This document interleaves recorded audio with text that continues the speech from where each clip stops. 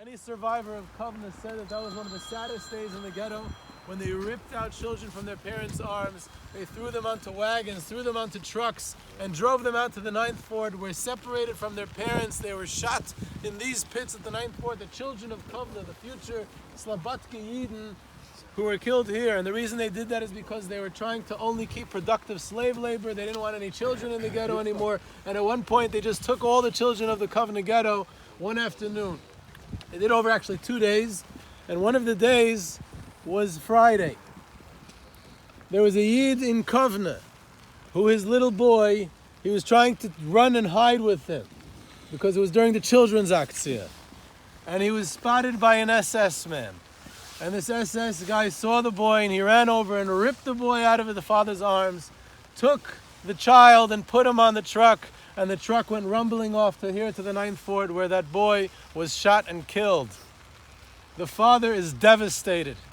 His child, his son, is taken out of his arms. He lost his child. He doesn't know what to do with himself. He's going crazy. He's traumatized. He comes into their house, and his wife doesn't know what happened. As far as his wife knows, his father went to hide the child somewhere because of the children's Aktion. And it's Friday afternoon. And Friday afternoon in the ghetto, people do whatever they can to get ready for Shabbos. So she's setting up the candles to light for Shabbos when the father comes in. And the father is disheveled, the father is shaking, and he sees his wife lighting the candles. And he says, "You're lighting candles? That's what you're doing now? That's what we need? Shabbos Licht?" And he goes over there and he whacks the candles to the floor and he storms out of the room. And the wife is taken aback, and she understands that their son didn't make it into a hiding place. The son was taken away, and the father is so angry. He's venting out his frustration, his trauma against the Kaviyachal. He doesn't understand. He doesn't understand why Hashem is doing it to him. And he's getting angry. He's upset, and he takes it out on him.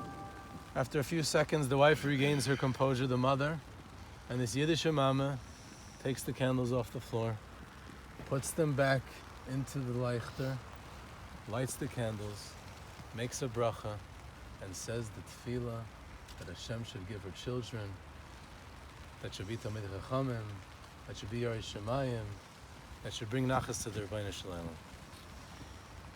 They told this story to Rav Mottel Pogromanski, and they said, "Rebbe, what do we do with this story?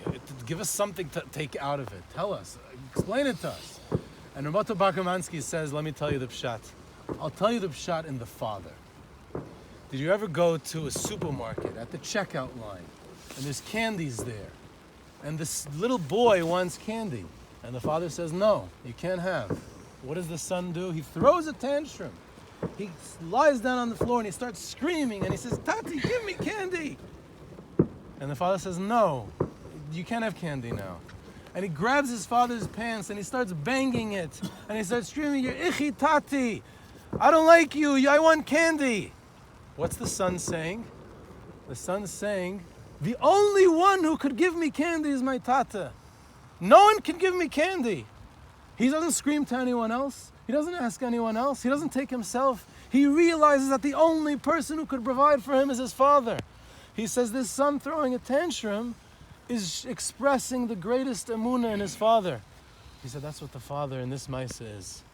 He has such emunah in the Rebbeinu Shalom that he understands that only the Hashgacha Pratis of Hashem could have taken away his child. And he's expressing that anger because he's upset, and he has a right to be upset. But it's a highest expression of emunah, because he realizes that it's the Rebbeinu Shalom and no one else. What about the mother's emunah? He said the mother's emunah I can't understand. It's so high, it's so holy, that there's no way for us to even understand the mother's emunah. Maybe we could understand the father's emunah, but the Yiddishe Momma's emunah is l'mayla me'asagasenu. And that's the type of people who are sitting here at the 9th Fort. That's the type of the Kovno Yidden that Rav Mottel Pogromanski was trying to teach us about. And that's the message that we want to go back with and that we want to think about standing here at the 9th Fort. Where are they born?